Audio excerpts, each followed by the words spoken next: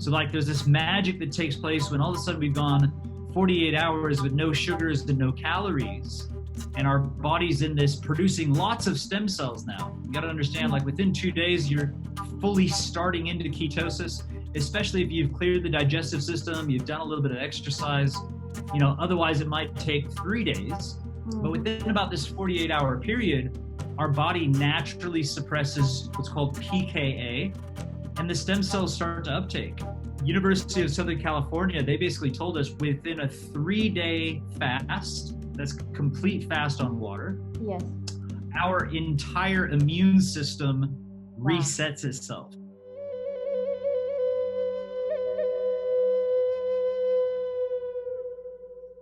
Welcome to the Living with Nature interview series. I'm Jenny Madison, and I love speaking with people who help us to reconnect deeply with our true nature and with nature herself. Today, I'll be speaking with Tyler Tolman. Tyler is an expert in the field of natural health, longevity, and detoxification.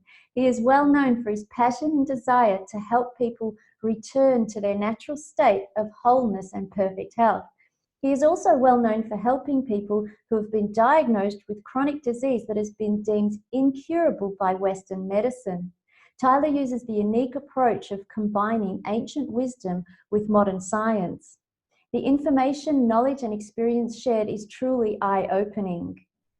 In today's topic, the ancient wisdom of water fasting, we will explore the how-tos, the whys, and the many incredible benefits of water fasting on a spiritual, emotional, and physical level.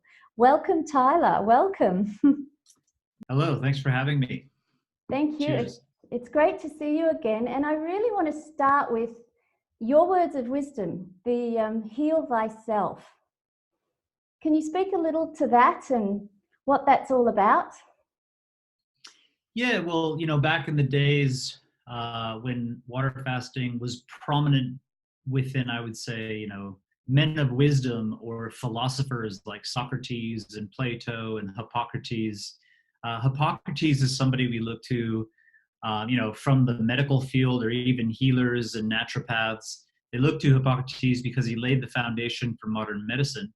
And he said, "Physician, heal thyself."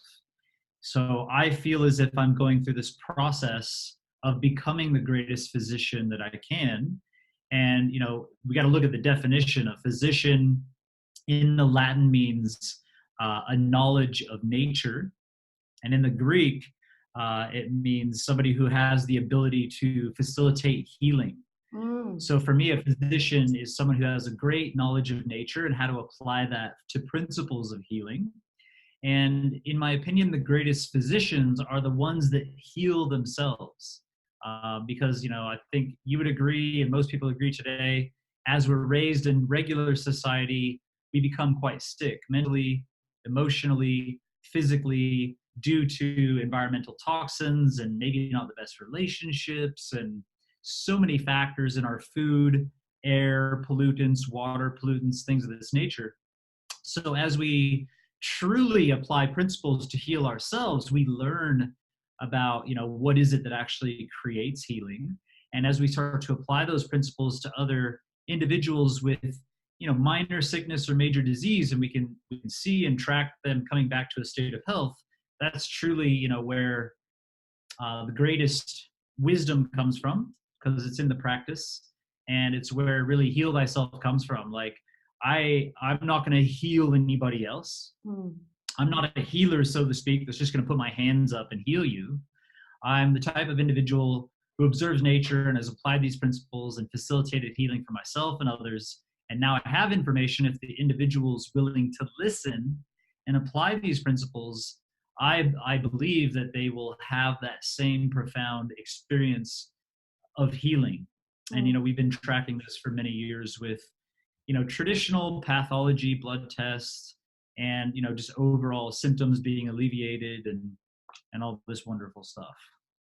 So really, Tyler, it's the body that heals itself by applying these principles of nature. And one of the main principles we would call, you would say would be, or especially in your experience, would be water fasting. Is that right? Yeah, well, when we think about, okay, what is it that actually activates healing? And it's like, oh, it's the body itself. Today, we're not really dealing with major deficiencies, so to speak. Mm, We're dealing with overwhelm.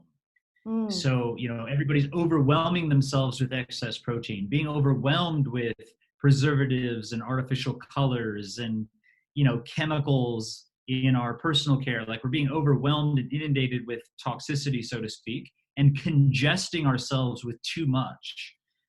When we look at the longest lived cultures on the earth, and when we look at really healthy people, typically they're consuming less, or they're consuming the right types of things that keep everything functioning, hydrated, moving, etc. So when we're overwhelmed and we're congested, it's actually the process of just stopping mm. and letting the body catch up. So doing a water fast is just allowing the body to heal itself and not hindering that process. It's just complete stopping. So any mammal that we find in nature, Mm, whether it be, a deer, and I'm talking about not domesticated animals, I'm talking about animals actually in nature, when they get sick, they all water fast. yes. So if all of a sudden they're off track, they'll just drink water and they won't eat, or they might have a little bit of grass or something just to calm the stomach, and even get the juices from the grass just to alkalize a bit, but mainly water fast just to allow the body to heal itself. And now there's some really cool science that's become available, that shows the exact processes of what's happening when we simply just stop and drink water, what actually happens. And that's pretty cool. All right, let's jump straight into that then. I believe that the brain regenerates, of course, the body detoxifies and purifies. But tell us more. What actually happens in the body when we stop giving it everything, anything but water? Yeah, so I'll talk about kind of the scientific process of what happens. I eat a meal, my body takes a couple hours, typically, if it's a big meal, to digest that in the stomach. I'm getting the carbohydrates, I'm getting the fats, I'm getting the proteins, I'm getting all these nutrients. Once it's out of the stomach, it's in the small intestine. And, for a really healthy person, that might be like an 8 to 12 hour or longer process of really absorbing nutrients. So our main fuel for cells in the brain and everything, of course, is carbohydrates, and some people will call this sugars. So as soon as I eat a meal, if I've got carbohydrates, whether it be bread or pasta or some type of whole foods, my body is going to uptake that straight away. And as I uptake that from the food, I have about a 12-hour storage.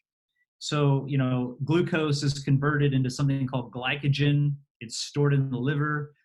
We have, the stuff stored in our muscles as well. So as soon as I don't have any intake of food or calories or sweeteners or anything like this for 12 hours, those glycogen stores will start to be used up, like start to run out. So as I'm running out of these sugars that my body wants for the brain to be optimal and the muscles to have energy and all this sort of stuff.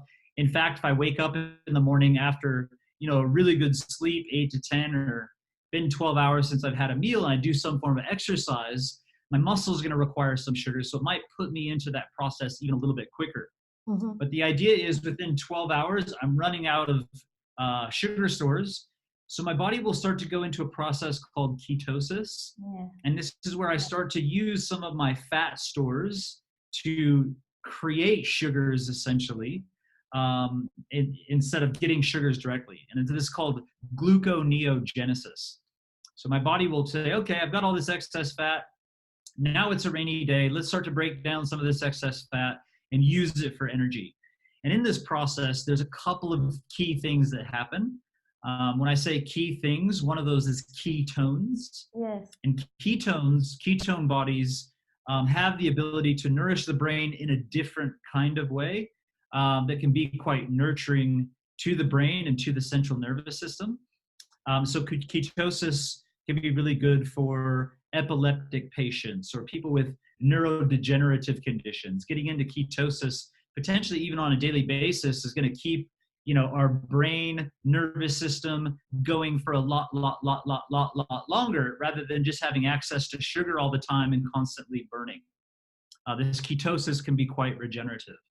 Another thing that happens, and this is really cool, from the University of Southern California, there's a Professor Longo and Professor Kuhn got together and they did all this research. They got heaps of funding from the pharmaceutical industries. And they discovered that when our body goes into full ketosis and starts breaking down fat, what happens is stem cells are released. Now, a stem cell is like, if you can imagine, we have eye cells, liver cells, bone cells, all these different kinds of cells within the body. A stem cell is like a cell that could potentially become any cell. And the cells that can become any cell are called pluripotent cells. They have pluripotency, which means they can become any cell. So if you can imagine, we start to run out of sugars, our body goes into ketosis, it's good for the brain, our body starts to break down fat, which we know is a good thing, which is getting rid of some of the excess insulin and things that are stored. It gets rid of some of the toxins, because fat is kind of like a buffer for toxicity. A lot of times we put down fat to soak up extra toxins, that might be due to environmental toxicity or a backed up colon or something of this nature. So there's a lot of cool benefits, but these stem cells have this thing called pluripotency, which means they can become any cell in the body. Now, there's a key factor to understand here, that all this is great and wonderful, but we have an enzyme called pKa that prevents the uptake of these pluripotent stem cells to just fix and repair everything. So what Professor Longo provided scientifically was like the breakthrough science of like, wow, once we hit 48 hours. So like there's this magic that takes place when all of a sudden we've gone 48 hours with no sugars and no calories, and our body's in this producing lots of stem cells now. You got to understand, like within 2 days, you're fully starting into ketosis, especially if you've cleared the digestive system, you've done a little bit of exercise. Otherwise it might take 3 days. But within about this 48-hour period, our body naturally suppresses what's called pKa, and the stem cells start to uptake. So, University of Southern California, they basically told us within a 3-day fast, that's complete fast on water, yes, our entire immune system resets itself. Wow. Meaning that all the old white blood cells that maybe had just been, it's kind of like an old military. If you could imagine, like the veterans never went home, because when we're constantly eating 3 meals a day, it's a lessened activity of this replacement of our immune cells. So I know I'm just kind of blurting a lot out here, but when we're in ketosis breaking down fat, our body also has all this free energy to go into a process called autophagy. Yes. And that means to self-digest.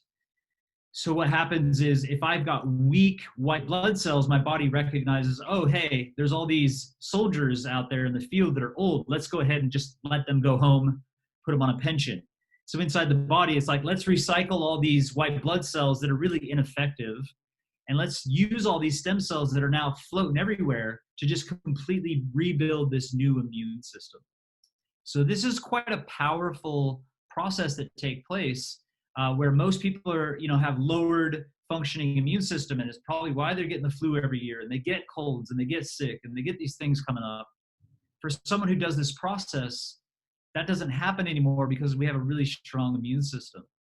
And if you go back to ancient times, especially real ancient Egypt, you'll discover in their writings that they did 3 days of water fasting every single month. Yeah. And they did that on the new moon. So it's almost like there was this profound wisdom, maybe without the science, who knows, where they just knew if they went 3 days on a water fast, it would reset their immune system and they would avoid sickness and disease. And when I discuss real Egypt, I'm talking about the old Egypt. I'm not talking about kind of the end where the fall was. But if you look at like Herodotus and you look at Homer and some of these individuals from Greece that traveled there, they say the Egyptians were the cleanest culture that ever existed, the happiest and the healthiest, and also the most religious. And when they say religious, they probably meant like they were very systematized what they did every single day. They woke up at the same time. They all would watch the sunrise. They would all fast together for 3 days on the new moon. They were big cycles that they would go through that pretty much everybody did together. So Hmm. there's a little bit. Like rituals and community. Yes, exactly. So 3 days of water fasting can rebuild your entire immune system. Like 3 days. That's what the science is telling us. And again, people can look up University of Southern California, reset immune system, and they can pull up some of this research. That's amazing. That's amazing. Look, I just want to ask, because you sort of you speak of ancient wisdom and then there's modern science. What is the actual combination? Like, why is this wisdom ancient? Why did we lose it? What happened to us? do you think? Well, it's, we could go kind of woo woo here, or we could keep it basic, but essentially, I believe there was a big shift in human consciousness in general. And we had kind of a whole religious age that came in, where I worship these gods, and if you don't worship these gods, then I don't like you, and so we need to go to war. Yeah. And this became just kind of warring factions all around the world. And, these people pretty much went around, and if they didn't like what you were doing, they would just cut your heads off and start over. And I think that a lot of religions, have, a very strong hold on their people, and there's a bit of control there around, paying your tithing or taxes to the church. And so they really wanted to suppress everything except for their main doctrines. And, anytime you really suppress people and try to control them, I think people just lose touch with their, traditions to a degree. And it's a real shame. Yes, and also our own innate wisdom, because when you say the animals in nature will instinctively fast when they're sick, that's because they're tuned into their bodies, so they can know when their bodies need to fast. But we need, humans seem to need to be told, "You're sick, you better fast." So yeah, and it's the opposite these days. I'm working with a man in hospital right now, and he went in with a major liver condition, and he's got liver markers and everything up to the level of he's gonna die. And they found out who I am, and they booked to do some coaching because they wanted some assistance. And so I came in and said, look, you got to do this, and this. And his blood markers, they do it every day, are going up, up, up, up, up. And as soon as I gave him all these protocols, simple things, lemon juice, apple cider vinegar, a little bit of olive oil to lubricate everything and get things moving out of the liver, and some other things, immediately you can see the trend going up, and you can see the very next day it dropped by 30 points, and then it drops by more. And so you can see the trend down. And the entire time, the nutritionists and the doctors in the hospital are saying, hey, what are you doing? As far as the way he looks, you need to have chicken soup, you need to have meat, you need to eat your proteins so that you can heal. I'm over here saying, don't eat anything, drink juices and do this stuff and allow the body to heal itself. The liver is majorly congested. You don't want to be putting chicken and beef, proteins that the liver has to break down on top of an already congested liver. So this is the problem we have. Not only is there not somebody to say, hey, you should listen to your body and fast, but we have professionals saying, hey, congest yourself more 3 times a day with the most shit food that you could ever have access to in a hospital, and you're dying of a major liver cancer. So, and I asked the guy, I'm like, well, how do you feel about it? And he says, well, I don't feel like eating anything. I love just the fact that I'm having these juices, and in fact, the only time I am eating is because they're telling me I have to have energy, and I don't like it. And it's like, well, man, listen to your body, and you hired me for a reason. And ever since we've started, we've seen this success. So it's a real big issue, because these things have been forgotten. And it comes back to the heal thyself, because when we listen to our own body, our body knows how to heal itself. But we just have to listen, don't we? Yes. And anybody, I would say most people, when they get really sick, they just don't want anything. That you stay hydrated. And in a lot of cases, people don't even want to drink.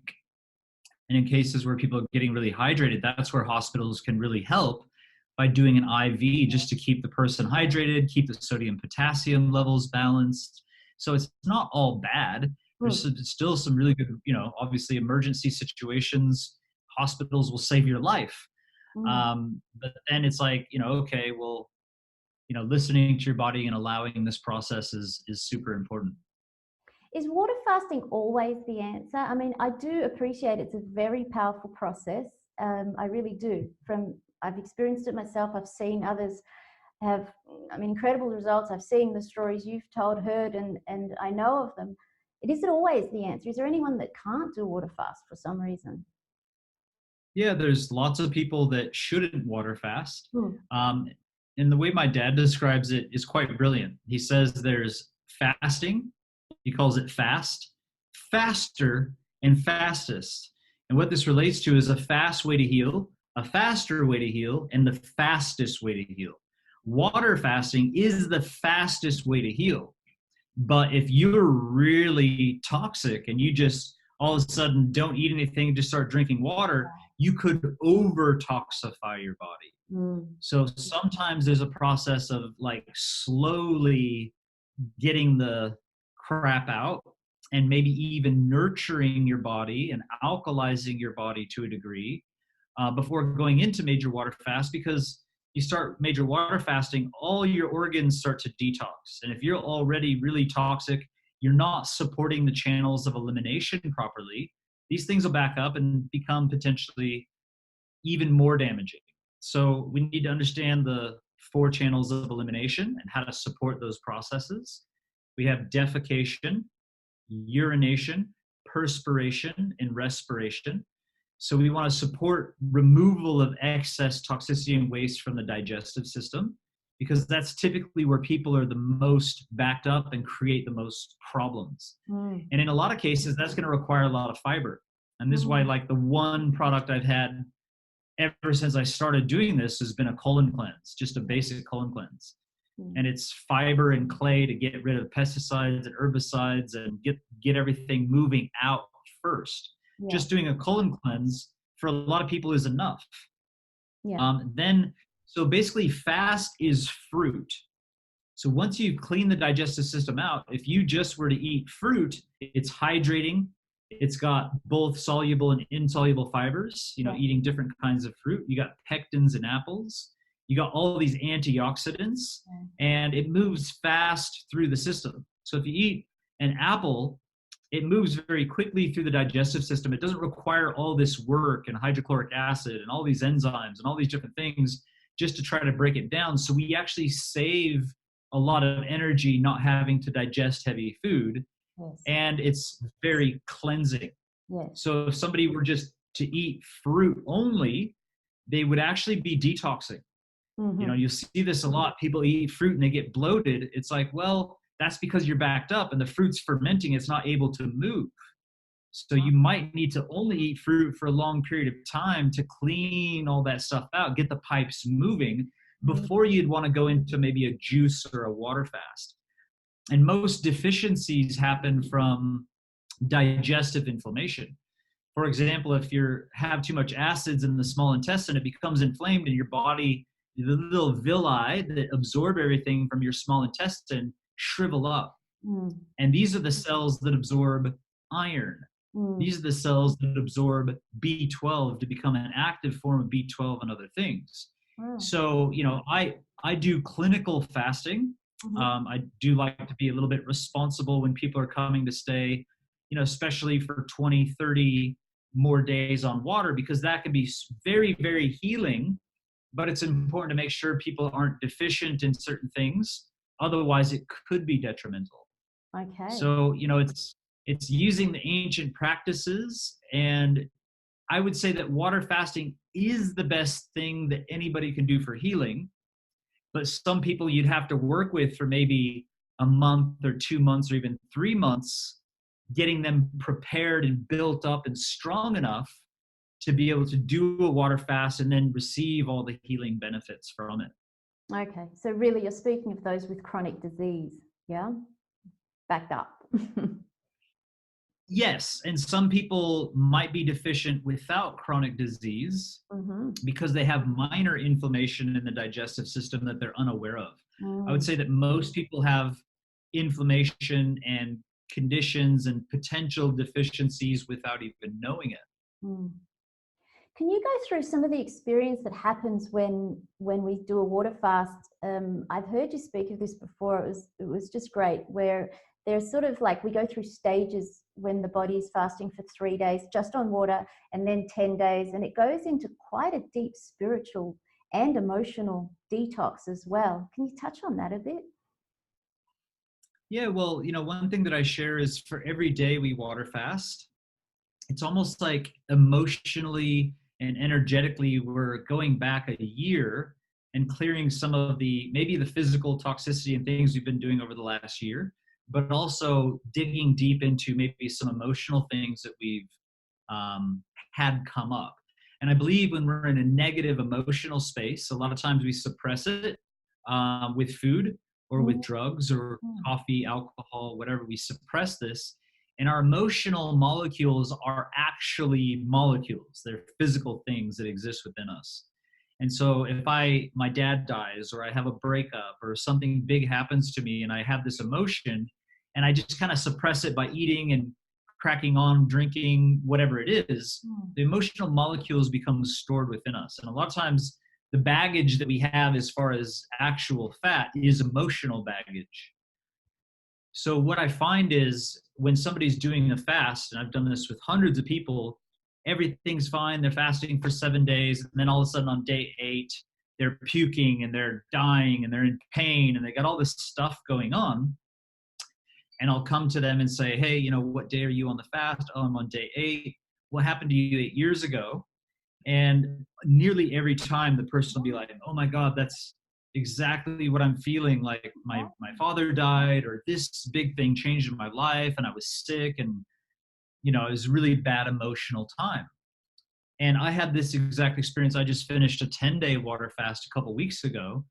And, I had a big separation in my relationship. I've been married for 10 years, got a beautiful daughter. And, it's just like adjustment bureau came in and all these things happened. Everything seemed to be perfect. And all of a sudden we're separated.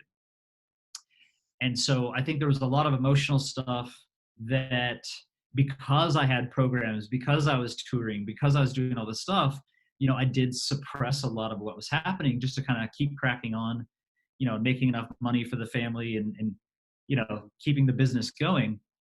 And so when I went on the fast, literally it was the first night, like 24 hours, I just fully like felt like I was gonna die, like cold, hot sweats, puking, acid, emotion, like the whole thing. And it was almost like I felt like I cleared all the toxicity on Wow. the first 24 hours. And I know that it's related for sure because the next day, there's 10 of us, we all got together and I really was able to open up and share. And I had a good cry. And like, really, it was, 9 other men that I really felt like I could share what had happened. So, big thing, people, focus on the physical benefits of Yeah. fasting and really like the emotional healing, mental and emotional healing that take place, especially on a water fast, because we're just completely humbled and we're not able to suppress anything and everything just comes to the surface. And especially if you're in the right situation,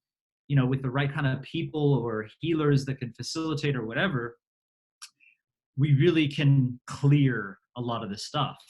And as we are in ketosis and burning through about a half a kilo of fat every day just to maintain our metabolism, these emotional molecules will be released. You'll be able to feel it and clear it truly without, eating something and re-suppressing these types of issues. So yeah, really, really profound level of mental and emotional healing that take place with fasting. And if people are aware of this, when they hit these major points and they feel like, oh, this isn't good for me, I'm going to die, I need to stop. It's like, no, this is the work. Yeah, this You is just hit something, and it's, you always go through that. You always say if something major shows up, you at least wait till the next day to assess if you should eat something or not. But typically by the next day it's cleared and you're in a much better place.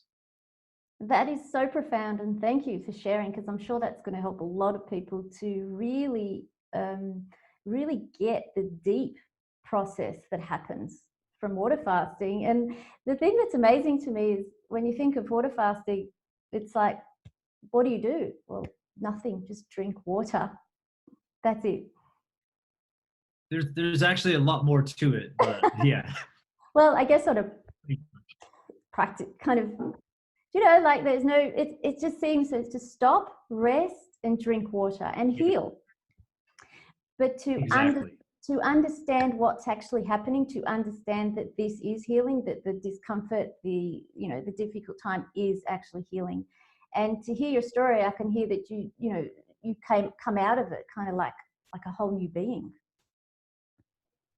1000%. Then all of a sudden clarity, of direction that I'm wanting to go, and new inspiration, behind all this pent up emotional stuff that was potentially hindering me from moving forward. I was, after like 48 hours of my fast, I was inspired and clear and, in a really good place. And of course, there's always going to be ups and downs and little bumps and pieces here and there. But in general, like I accomplished more mentally, emotionally, and connecting, with my family and business ideas and taking action in my business.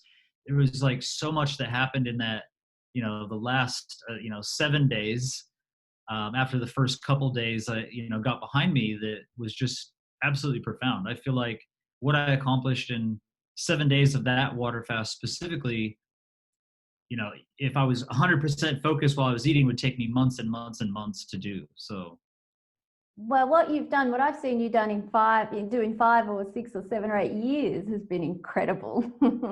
So you seem to just keep going with that, but you do water fast frequently. Is that right? Or how often do you fast? That's the question. yes. Well, my goal is 7 to 10 days water fasting every 3 to 4 months. Mm. I have another one coming up. I have a training program called Heal Thyself Academy, and I'm training physicians. My version of physicians. We call them Heal Thyself coaches.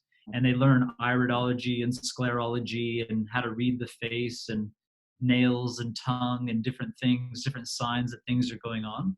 And then they give protocols for people to heal.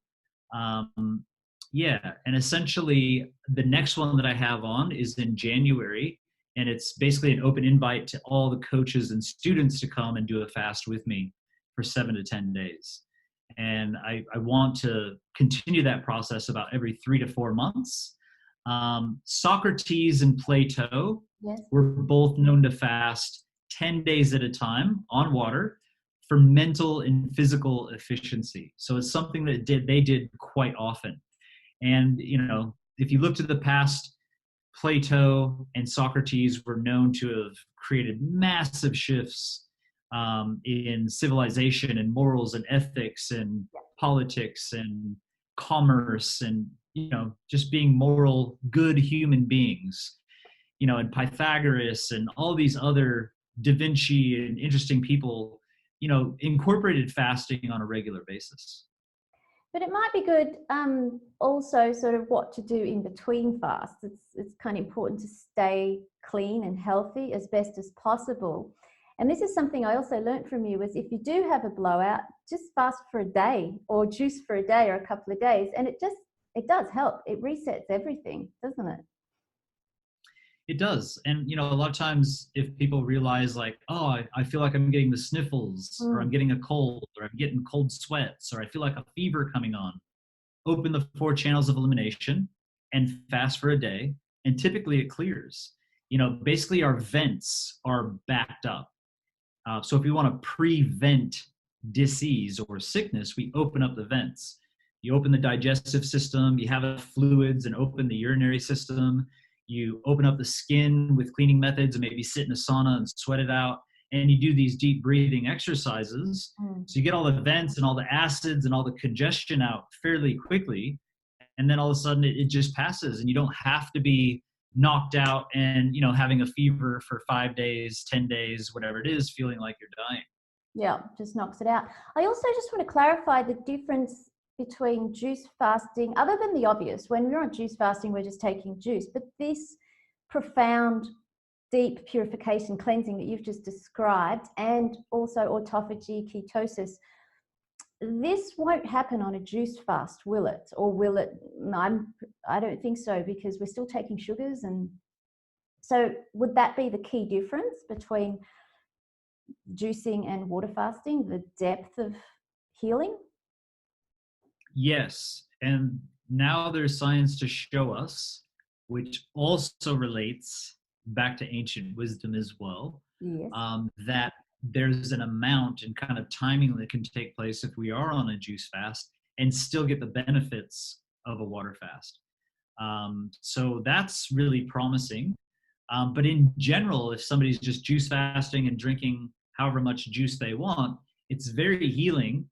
There's lots of different, fibers that are coming from juices. We think, oh, juice doesn't have fiber. Well, no, it's still got, hundreds of thousands of little microfibers that are coming in and cleaning out the liver and cleaning out the circulatory system and going to work for our healing. So juices are fantastic. And juice fasting is probably where people should start, because it gives the digestive system a break. It adds energy. It adds a massive amount of antioxidants and little fibers and vitamins and, all this nutrients that maybe people are lacking. It alkalizes the body in most cases, hydrates the body in most cases. So people can have massive healing take place over longer periods of juice fasting.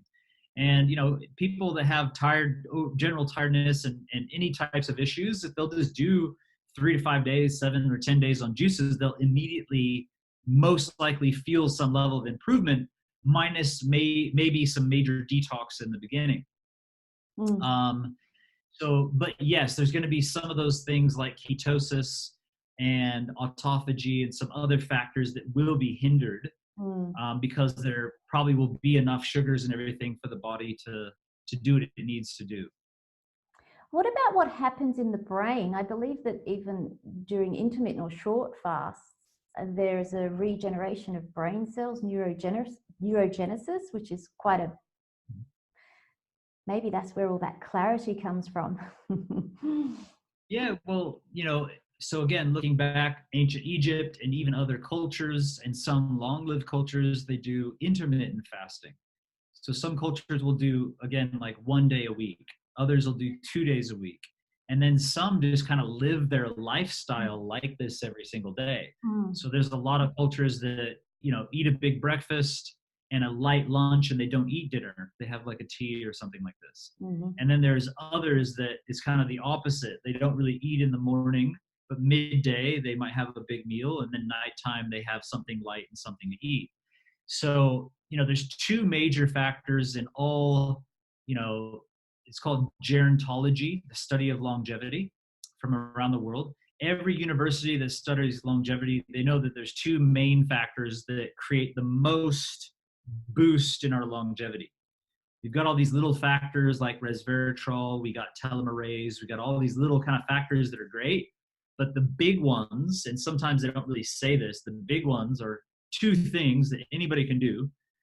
Calorie restriction, which means in general eating less calories over long periods of time, or less calories every day, or making up with less calories by fasting a day or two a week. Anything we do that brings our caloric intake down per week is beneficial for longevity. And then the other one is cycled fasting.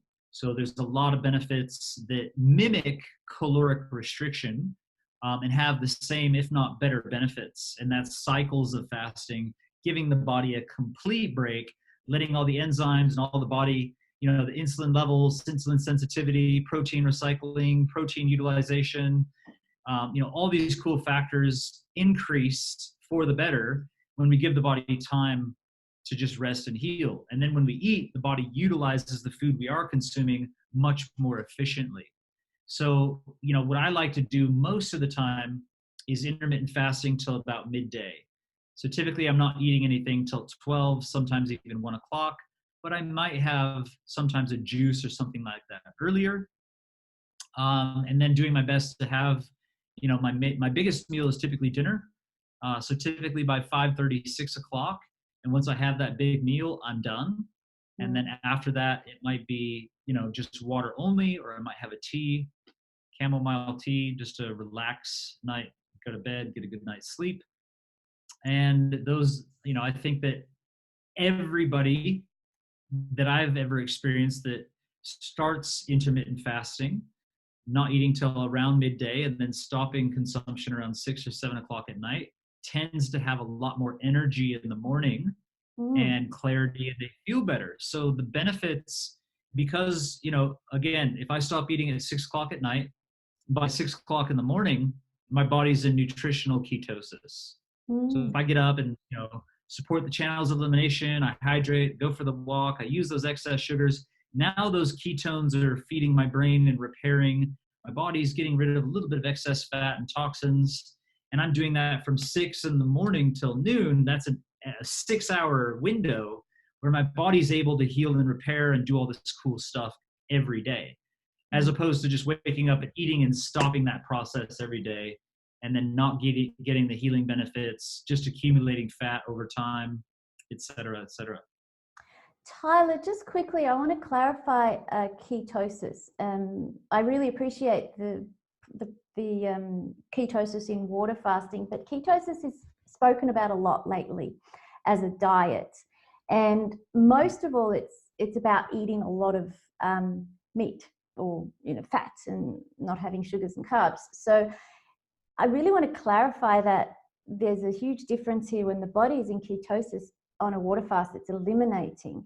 But if the body's in ketosis and not eliminating, and we're ingesting meat and things like that, what are your thoughts on that? Because I can't imagine that could be any good at all. Yeah, so, for me, when I'm going to eat something, I want it to be highly nutritious, like full of B vitamins, full of vitamin C, which we don't make like other animals, to be full of phytonutrients and antioxidants and fiber. When I'm eating food, I want that to be cleaning me out, not backing things up and creating congestion. So the problem with, animal products is they don't contain fiber. And they're really low in, most of the vitamins. Like if you take a caloric equivalent of broccoli and, red meat or whatever it is, or any plant-based item for that matter, the plant-based item is going to have a massive amount of vitamins, minerals, nutrients, whereas the meat's going to have a very low amount. The plant's going to have a high amount of fiber. The meat doesn't have any. And the meat's very high in calories. The plants are low in calories. So, even if you eat a small amount, you're satiating your caloric intake per day, where you're eating too many calories. And that's the main detriment to aging. That's the main detriment to so many things. So what happens is the more meat you eat, the more you kind of just focus on that, and you eat a lot less plants because calorically you're satiated already from the dense animal food. And what happens is we become congested. Over long periods of time, we become nutritionally deficient. We become highly dehydrated, because it takes a lot of water and things like this to be able to digest. So, people lose weight mainly on a ketogenic or animal-based diet because they become so dehydrated. Wow. But it looks good. Like, your muscles become defined. You might get a six-pack, or, you're losing a lot of water weight, though, which is not a good thing. So from a ketosis perspective, on a daily basis, when I'm not eating, I'm burning my own fat. I'm running on the fat stores that have accumulated. So I'm burning my own fat, and that's creating stem cells. That is not happening when you're eating a lot of fat. You're actually burning the fat that you're consuming. Yes, your body gets efficient at burning fat. So you're going to burn your own fat when you're not eating. Okay, so there's that benefit. But most animal products and fat sources, you got to understand fat in nature is a system for absorbing toxins. So if I eat a cow, basically, a piece of cow meat is calorically mostly fat. Like people say, oh, I'm going to have a steak, I need my protein. Well, you're actually getting more fat calorically than you're getting protein. And the fat stores of that animal eating potentially foods with pesticides, herbicides, genetically modified stuff, that's you're going to have so many more pesticides and herbicides and toxins in that fat than you would ever get from sprayed fruits and vegetables. Yeah. So the problem is we have fear around fruits and vegetables because of the pesticides. And then people are like, oh, I'm just going to eat meat. But there's actually more pesticides and herbicides in the meat because of all the genetically modified food that's being grown so that it can handle more glyphosate, and these sprays is all being fed to the animals for their whole lifetime. Wow. Most GMOs go to animal feed, not to actual human consumption. So it's a really kind of skewed way of looking at things, thinking, oh, I'm going to be on a ketogenic diet and I'm going to be healthy and lose weight. There are benefits from ketosis for the brain, but if the brain's not getting all the other nutrients and things that it's looking for, you're looking at probably 1 to 2 or 3 years on that type of diet before you start to have some major problems. And there's just no long-lived culture on the planet that eats that way. It just doesn't exist. Yeah. Every long-lived culture eats a plant-based diet. There's other factors that we could discuss. But I'm not willing to go try somebody's fad diet to lose some water weight and have a six-pack if you don't see that anywhere in long-lived cultures. So anyway, lots of science behind it. And it's probably the strictest diet you could ever do. That's really hard to live by. And this is my opinion. Do that for a year or two. You're going to probably be coming to me and spending the next couple of years reversing the damage that you've done. I've had a lot of, people that have done the keto thing and they're promoting all the products and they're making money from it and it's working great. They got a six-pack, they got muscles, they're feeling good, but it only lasts for so long. And I've had these people contact me to have private consultations and say, hey, Tyler, obviously this is private. You're not going to share who I am. Of course not. But, it's not working for me anymore and I need to do something new. And then we start to talk about, getting nutritional ketosis from intermittent fasting, but actually nourishing the body with plants. Yes. And foods. Yeah, thank you for clarifying that one. Before we wrap up, I'd love to hear your thoughts on the spiritual side of water fasting. Many of our spiritual leaders, and there seems to be a 40-day ritual. Can you touch on that a bit, the spiritual side and how that all works? And I know you've had that experience yourself, and so has your dad. Yeah, so, if we look at the word spirit, it literally means breath. It comes from the Latin esprit, and it means to breathe. So if we were to look at most spiritual people or people that we see as being spiritual, whoever that is, we'd probably notice that they're very relaxed, calm, and breathing potentially deeply. So my opinion is that when we relax and we allow ourselves to rest and we're not triggered and, constantly go, running on adrenaline and a little bit, out of place, out of sorts, when we relax and breathe, we become more present. And in a present state of awareness, we really connect with more of our true essence and who we are and potentially our higher self, or call it, kind of the divine presence all around us. And we notice the signs of nature and we are listening and we're more guided by our intuition. And this is what fasting does. People are like, go, got to get stuff done, putting food in, putting drugs in, putting whatever in. And then when you water fast, all of a sudden you're just like, and there's no like pushing. And if people are still like pushing and trying to do stuff, it's really not a good way to water fast. And there's, a lot of people that say, oh, I'm going to do a long water fast. I'm going to film a documentary and I'm going to do this stuff and I'm going to do all these things. And, what they'll find out is that it's not healthy. We actually just need the space and the time when we're water fasting, especially to just relax and heal. And there's really not the energy there to be doing. And so we become humbled. Our ego literally just gets its head cut off because all of a sudden, like, you just can't do it, And so the biggest, I think, spiritual growth comes from just the humbleness around water fasting, you just can't do it anymore. And you just kind of like, all right, well, I'm forced to just be in bed. I'm forced to just be in my own shit and forced to maybe go through the rituals to clean things out. And if people like follow my methods, I have very clear methods for water fasting, especially that open up all these channels of elimination and breathing exercises and how much water and is there anything to add to the water and mineral balancing and et cetera, that, you know, all of a sudden you'll become present and you'll probably meditate on your own. You know, it's like meditation is not something that I typically do, but when I'm water fasting, it's just like, you know, sit back and breathe. And Yeah. it becomes very meditative. So there's a level of a high vibration that comes in from breathing and drinking water and being in the sun and connecting with nature if that's possible.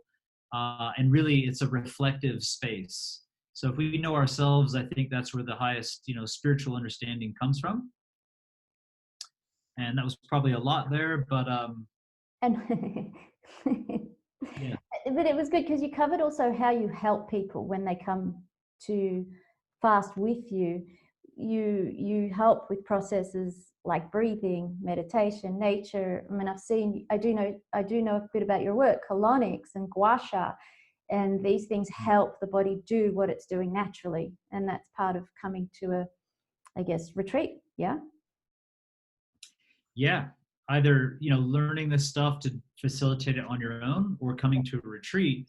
You know, in a retreat situation, it's kind of set up for you, and to have other people supporting you through the process, especially when major mental and emotional blocks come up. You Mm. know, and the truth is, you know, it's easy for us to be like, oh yeah, I'm going to learn this stuff and I'm going to do it.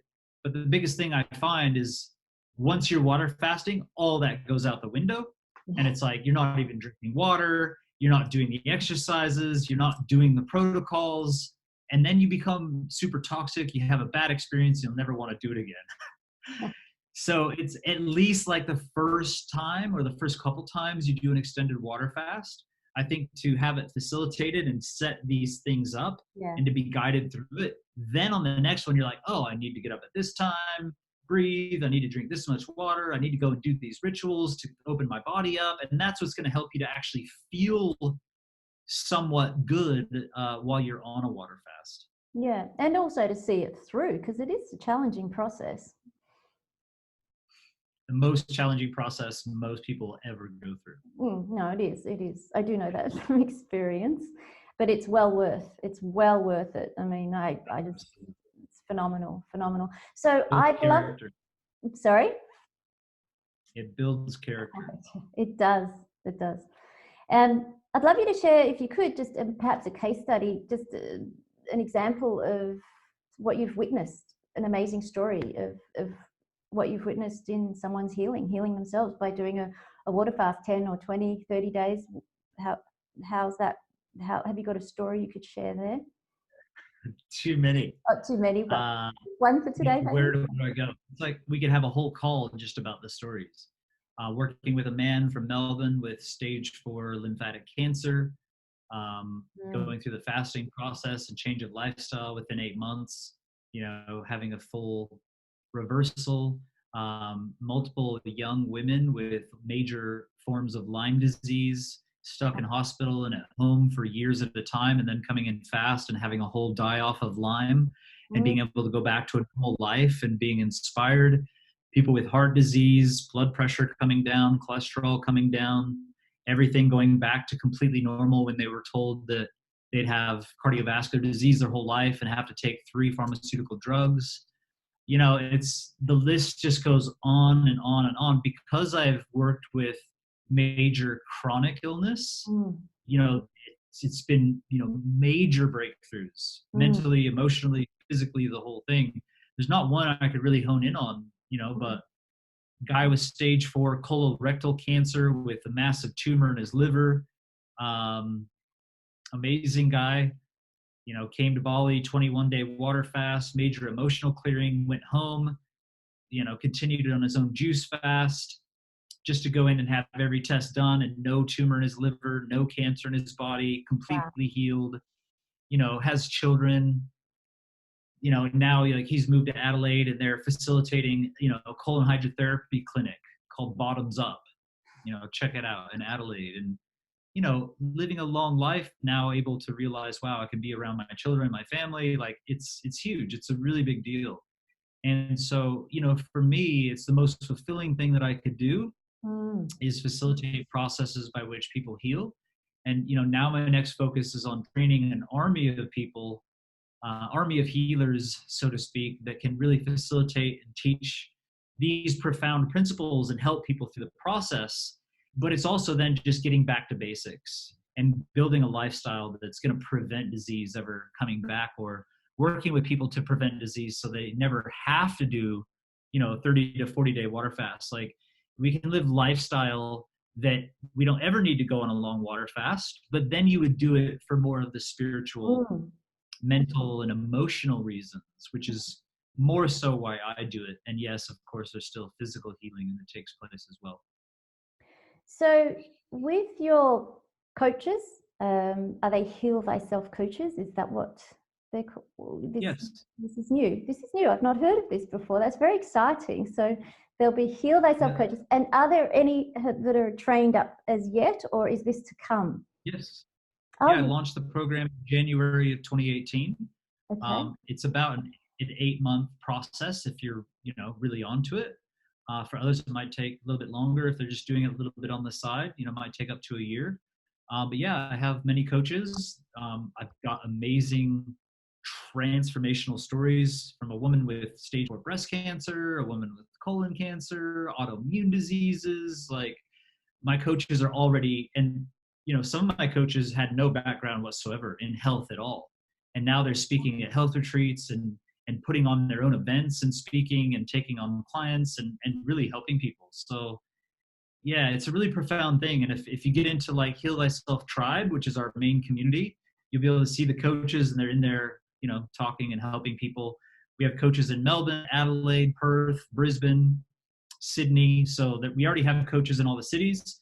They'll take your eye photos, see everything that's going on mentally, emotionally, and physically, and be able to give you protocols to target whatever's the main kind of issue. We keep it simple, smart, so we don't overwhelm people. It's like, let's find the one thing that's the main issue, focus on that, and once you kind of heal that, you can come back if you choose to and work on the next thing.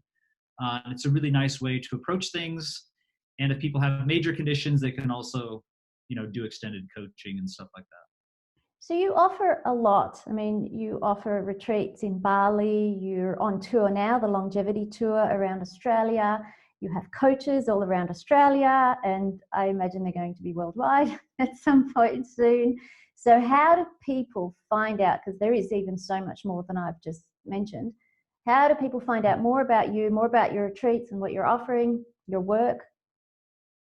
Yeah, just tylertolman.com. They can just go and kind of peruse whether somebody's wanting to take this up as a career type of thing, Yep. or if they're just wanting to come and be in a fasting situation and clear massive emotional stuff and have like major awakening.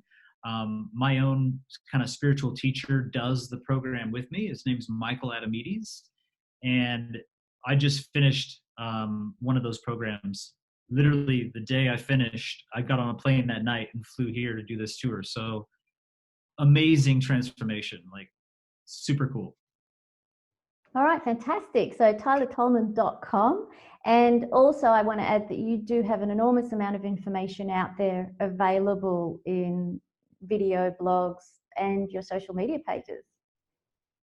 Yep. And people send me messages every day and I do my best to answer and just help people on the side.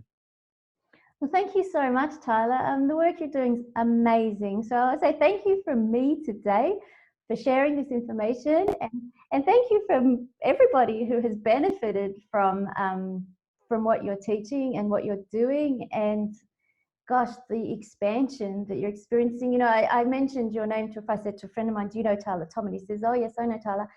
And he said, he's very focused. I said, yes, that would be water fasting. Thank you for having me. It's been a pleasure. I really appreciate it. And thanks for giving me the opportunity. Hopefully anybody hearing this will be inspired to take their lives to the next level, have a little detox, and some growth from it somehow.